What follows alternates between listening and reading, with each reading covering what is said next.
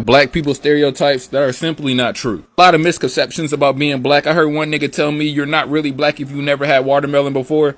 Like, yo, bro, that's racist. Let me know in the comment section if you ever done any of these things before. Now let's do it. Fuck it, bro. I'll be the one to say it. Real black people do not really fuck with grape Kool-Aid like that. This is one of those stereotypes that always confuse me. Like, the grape is actually the worst flavor out of all the Kool-Aids. Am I tripping? If you're black watching this video, do me a quick favor. Drop in the comment section when was the last time you ate watermelon.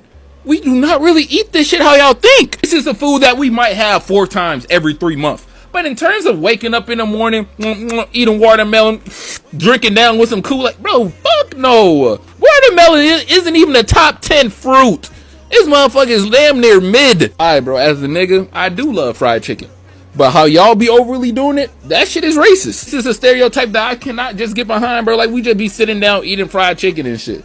No, we do, but no, y'all be overdoing it. Let me know in the comment section you ever done any of these things before. What's your favorite thing about black men? Nothing. Black men suck. They're bad. They cheat. They don't care. I'm with the white boys. What's your favorite thing about black men? Nothing. Why is that? I don't like black men. Not very many meet my standards. What's your favorite thing about black men? Nothing. They're just terrible. Even when you just said that, because I'm thinking about the guest that we just had, she admitted that, you know, her father wasn't a productive father, which I guess justify why she is allowed to say negative things about black men. It's okay for black women to say stuff like that. Like, you know, they will critique a lot of black men sometimes with, oh, you must hate your mother. Like, we get that a lot. You must hate your mother. Well, they said that to me. I must hate my mom. Yeah, like, black women accountable. When black women have these negative thoughts about black men, nobody says you must hate your father. And it's clearly true. Yeah. That one experience can cause you to have a whole hatred towards men. And for some reason, that's valid. But when a black man is not allowed to have that same experience with his mom.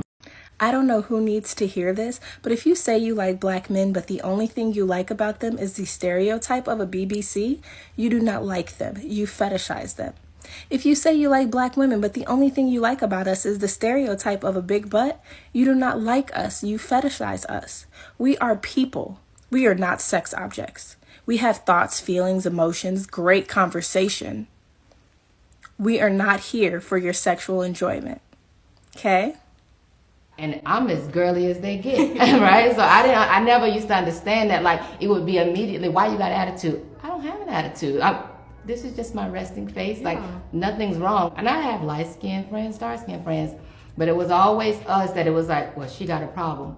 What is the problem? And I used to think, they must think that I'm masculine, and it clearly got something to do with my complexion because I'm not understanding. I don't even know if I can talk about this here, but why do they think all black men have the British broadcast channel? This is what cracks me up. If you're a black man and you've got equipment for the motion of the ocean, it don't matter how big that equipment is. You are classified under BBC. I've talked about this so much on here, that all races come in all shapes and sizes. All of them do, even black men. But, it's a really big but, there is a stereotype for a reason. But if you go through all of my videos where I talk about why I prefer to date black men, what I love about black men, not once is the size mentioned. Even the intimacy is kind of mentioned, but in a general way, because it has nothing to do with the size. Now, that's not to say that some other girls' list might be different, and maybe this would be at the top. I said it once and I'll say it again. Black men are worth more than what their equipment size is.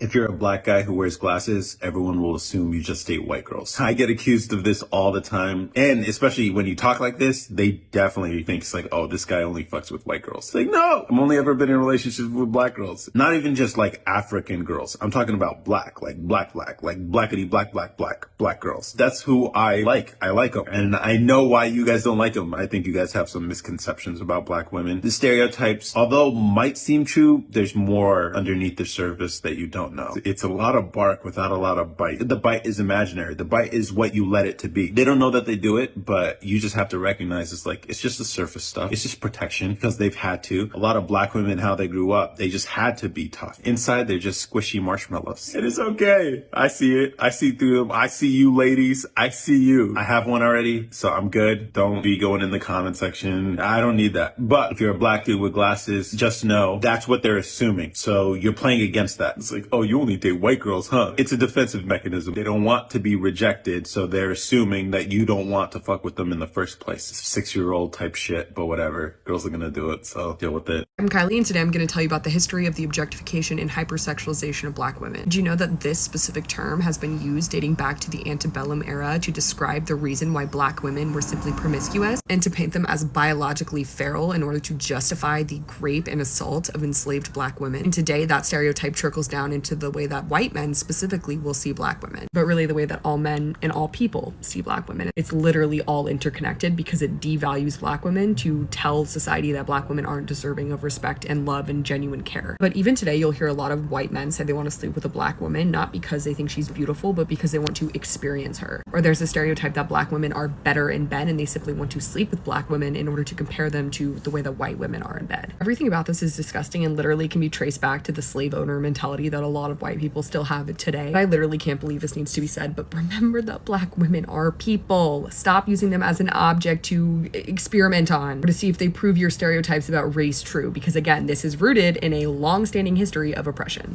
Welcome back.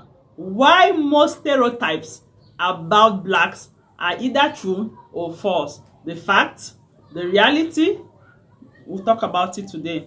Welcome back to the Freedom Room, where we explore the history, the culture, and issues shaping America through facts and deeper analysis. Today we are discussing a controversial question. Why do some people believe stereotypes about black Americans are true? Throughout history, black communities have been affected by many stereotypes, from ideas about crime, about education, to family structure, about culture, and about their economic success. But are these stereotypes based on reality, or are they influenced by history, media representation, and social conditions? In this video, we'll examine where these beliefs came from, what the data actually shows, and why understanding the difference between stereotypes and facts matters. We'll continue to watch more clips with more commentaries. Share your opinion in the comment section as we watch other people's opinion. Stay tuned. This is the Freedom Room.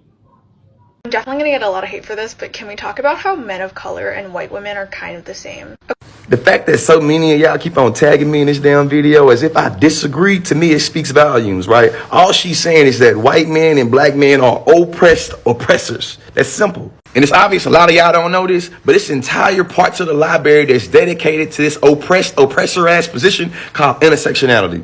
Intersectionality is literally the study about how different systems of oppression are intersected and interconnected. In simplistic terms, intersectionality is literally birthed out of black women being marginalized by both white women and black men. And they were saying exactly what that young woman was saying, that us black men love to center our masculinity and our maleness when it comes to dealing with racial dialogue, and how white women love to center their whiteness and their femininity when it comes to dealing with feminism and womanism. That's some oppressor ass shit. In conclusion, only a hit roof hollers, and usually the one that roofs is the one that it hit, you know? If it don't apply, then let it fly. If I'm walking down the street and I see a black man with a white woman, there's a weakness in him. Ooh. Something in him is weak. On the other side, I think when I see a black woman with a white man, despite all the historical context that we know that sits behind that, I think, oh, she must have got she's tired. Like she must have got so fed up that she's getting to rest now. Wait, stop. Wait. If black man marry white woman, it mean black man weak. But if black woman marry white man, it mean black woman tired? Because of black man? So either way, black man weak? What? When did two people that love each other, that look nothing alike, getting married stop being a good thing? I need this to be explained to me. Because if there's one thing that I know, it's that Martin Luther King, the guy who marched and died for our rights to be integrated into society, he wouldn't be feeling this conversation right now. He wouldn't think that a black man is weak for marrying a white woman. He'd be like, yeah, brother, society and the law finally agrees that you two are the same in the eyes of God, so you can get married. But wait, when a black woman marries a white man, it means that now she gets to rest? She was tired and now she gets to rest? Okay, yeah. I'm done with this conversation. Y'all can have it. I'm done. I think that black women have it harder though as well. Yeah, they do because the rather than mixed race guys who seem to clean up white women. The beauty standard is white women because of media. Because of media. Yeah. But and I had that in Belfast because I didn't see any black women in Belfast, so it wasn't really. But recently, being around a lot of black women, I am more attracted to them. What black women are you around? What black women are you around? What? Are you talking about my mum? Clarissa, I've been around Clarissa. Clarissa's nice. My sister. She's nice. Like, you know, I'm getting more used to it. So I'm like, this is good fun. It's weird because like some people in Belfast were like, oh, I love black women, brown sugar. But it's kind of difficult for me because I'm like, oh, that looks like my dad. Because my black women look like your dad. What? No, black women. Because he's got the same skin color. Welcome back. Many stereotypes about black Americans developed through centuries of slavery, segregation, discrimination, and unequal access to opportunities. Some people point to issues such as crime rates, such as poverty, or educational challenges as proof that certain stereotypes are accurate. However, experts explain that these issues cannot be separated from historical and social factors, including differences in wealth, neighborhood investment, access to resources, and past government policies. For example, while some communities experience higher levels of crime or economic hardship, these challenges are not unique to one race and do not define millions of black Americans who are successful in business, education, science, politics, entertainment, and other fields. Another problem with stereotypes is that they often take the experiences of some individuals and apply them to the entire group of people, ignoring the diversity within the black community. Stay tuned and share your own opinion in the comment section below, and don't forget to subscribe. Let's watch other opinions. We'll be back with more commentary. But when I tell you social media is amplifying the divide between black men and black women, pages like Justin LA Boy, pages like Spiritual World, who take the most toxic messages from Twitter and all other platforms, put them in one space that are purposely perpetuating narratives that we really aren't interacting with in the real world. You go on a date, you're not having these conversations, but you go on social media and these conversations are constantly repeated, and none of it is solution focused. It's all what they do, what's not being done, and it's not productive. It's not pushing us forward, and what's happening is we are internalizing a lot of trauma that does not belong to us. So say it again. So we are internalizing a lot of relationship trauma that does not belong to us. So let's say for me personally, right, I've never been cheated on, but let's say I go and I follow a bunch of women who talk about the fact that, oh, I've been cheated on, all these niggas cheat, they steady cheating. I'm going to sit there and be like, oh yeah, niggas, they all cheat. That's all they do. And I'm not self-aware enough to really understand that that's not even my shit. That's not my baggage. That's somebody else's baggage. So one thing we really have to do is learn how to detach from some of these messages that we are constantly internalizing. Happened on the subway. From the robberies, from the stabbings, to the shootings, to the homeless. There's a common denominator that needs to be addressed and talked about, and it's sad that it's this way. And we know it's us, black people, and it's this way because there was this tweet that someone has said, we keep telling y'all to stop with the damn jackets on the train here because of this, and y'all won't stop. Then he fighting back for it. These N-words will kill you, and go to KIPP the next day. They don't care. This was tweeted by a black person warning white people to stop wearing their nice winter coats on the train because other black people will go out and steal them. Again, this isn't a big F you, I hate black people video, but we can acknowledge the trends and acknowledge what's going on, so much so where this person can easily put a tweet out like this as if we all will understand, you know, why you probably shouldn't wear a nice coat in a black community. And really, I should correct myself, and not just a black community, but a black low income, or like the hood, should I say. Because I you wouldn't see this happening in an affluent black neighborhood. I even found out about this because this white woman had tweeted, in my 90% white town, I can walk around wearing all of my jewelry, a cashmere coat, and a nice handbag with a wallet full of cash. I can leave my doors unlocked, I can leave my laptop in my car overnight, and no one steals it. I accidentally left a scooter at the park, went back 3 days later, and it was right where I left it. This is what your life can be like without diversity. And the sad part is there's data behind this. This isn't just like a racist tweet. Like there's literally data behind this. And it opens up the door for a lot of conversation of, you know, I'm a fan of diversity. I'm in an interracial relationship. I'm fine with diversity if you assimilate to that culture's standards of what makes that culture so great. I firmly believe that white people and black people can coexist and can act the same and can be a part of a cohesive society. That can happen. What can't happen is when you bring in this diversity of like, okay, just because you're bringing in a bunch of different races and sexes and ethnicities does not mean you're going to get true diversity. Diversity of thought matters more than diversity of representation, because if you just focus on diversity of representation of just having a black woman here, a white woman here, Indian person there, you're getting different looks, but like you're not getting a merge of like the thought process. You're not getting someone that will assimilate. And be sure to subscribe, because it gets into another video I'm working on, is if America is a melting pot, we're all blending together and coexisting greatly, or if we're just a mosaic where a bunch of different subgroups and niches is put together into this mosaic that is America. Like, which one's which? But with this tweet, you know, I went snowboarding recently, had so much fun, and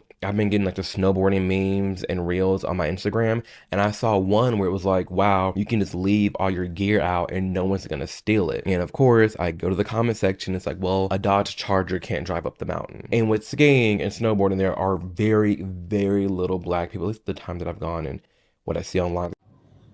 Welcome back. The truth is that all communities or every community have challenges, they have their strengths and their internal differences. Stereotypes can sometimes come from observing real problems, but they also ignore a larger picture and can create unfair assumptions about individuals. Understanding Black Americans require looking at both struggles and achievement, history and represented realities, problems and progress.